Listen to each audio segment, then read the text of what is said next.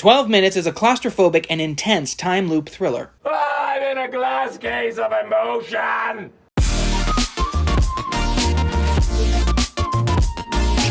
Time loops are nothing new. Just a few months ago, I reviewed Returnal, expressing my praise for its production, but overall disdain for its style. Ooh, that's bad. Luckily, 12 Minutes avoids most of the things I didn't like about Returnal, and many other roguelikes. That's good. Unfortunately, it also has its own problems. That's bad. Though there are some clever and creative design choices. That's good. But some of these choices perpetuate a repetitive sense of isolation and ennui. That's bad. First of all, and very importantly, 12 Minutes is not a roguelike. For one, you aren't trying to go anywhere. In fact, you can't even if you try. I'm free! Dang it. 2, restarting the loop isn't a result of your mistakes, but rather the point. The time loop is part of the story as you progress. You learn more and more information slowly each time, and using that information, you develop strategies to gain even more. So take notes. You play as an unnamed man as he comes home to his wife. She has prepared dinner for a special occasion. But soon after, there's a knock at the door, and a man claiming to be a police officer barges in and handcuffs you both and throws you to the ground. He asks your wife questions about her father, his murder, and a pocket watch. Murder, mystery, intrigue. Whoa, this is heavy. One way or another, the cop will subdue you, thus restarting the loop, placing you back at the front door at the beginning of the evening. The cast is impressive, with James McAvoy and Daisy Ridley as the husband and wife, respectively. But the standout, as always, is Willem Dafoe as the cop. You're fond of me, lobster.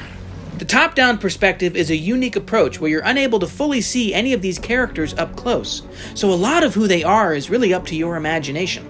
It almost feels like a radio play or a board game with the limited visuals. The art style is moody and the little details are a nice touch, like the carpet in the hall is famously the same as the one in Sid's house in Toy Story.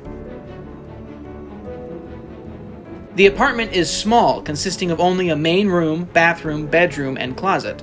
All of this adds to a feeling of helplessness and claustrophobia, as the loop just repeats itself over and over and over and over and over again. Again and again and again until we're both dead. And here's where I have a few problems. You're going to repeat this loop multiple times. That's literally the point of the game. But you're supposed to find more clues and information each time that you can use to further your progress in the next loop. Easy enough. But pretty soon, you've exhausted the obvious and some not so obvious approaches to talking to your wife or confronting the cop, and you can get really stuck. Eventually, you just repeat all the dialogue trees, which leads you either to a dead end or your wife leaving, only to be brought back by the cop. And while the first or second time you hear a line is interesting enough, the 7th or 12th time... This is boring. I'm bored now. By the way, here's a little tip I figured out. If the pointer looks like this, you can click to fast forward the dialogue. No, the game does not tell you that.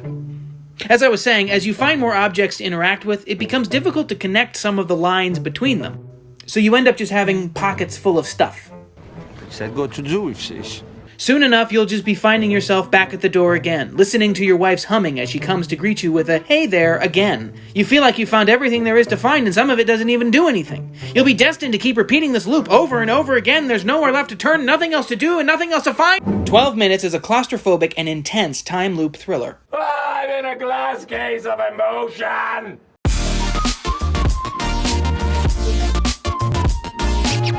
Time loops are nothing new. Just a few months ago, I reviewed Returnal. Wait.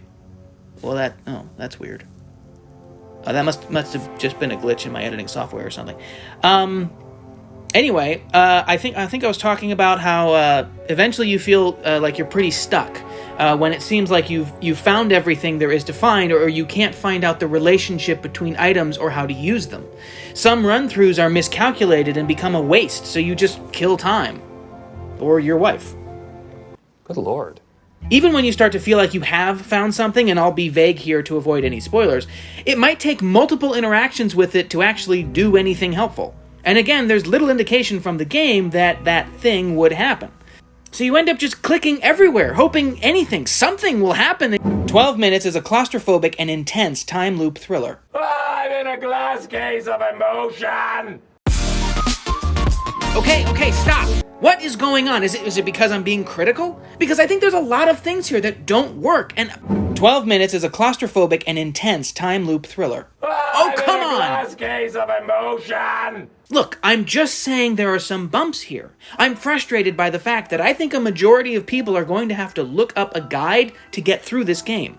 But, there's also a lot I like. Like I said, the performances are pretty good, though sometimes because of the nature of the conversation, phrases sound kinda crudely pasted together. And the story is intriguing, even though it takes a lot to peel back enough to see any of it.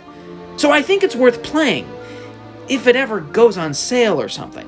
There's just some mechanics that need to be ironed out, and I hope they do if they ever make a sequel. Time loop games tend to be silly or have a lightness about them. Think the Stanley Parable, where the meta video gameness is addressed and pointed out. To make one rooted in drama and having it taken very seriously is a fresh take, especially considering the many ways it could have been made silly. Though every time the clock does jump forward, I can't help but think. A few moments later. And honestly, that wouldn't have been the worst thing. You know, I think this could really be a cool start to a series of games, voiced by incredible talent with trippy and interesting ways of telling its story. The development team is small, but they've delivered a fascinating game with twists and turns that I'm sure people will be debating for a while. There. Is that good? I'm in a glass case of emotion! Never mind.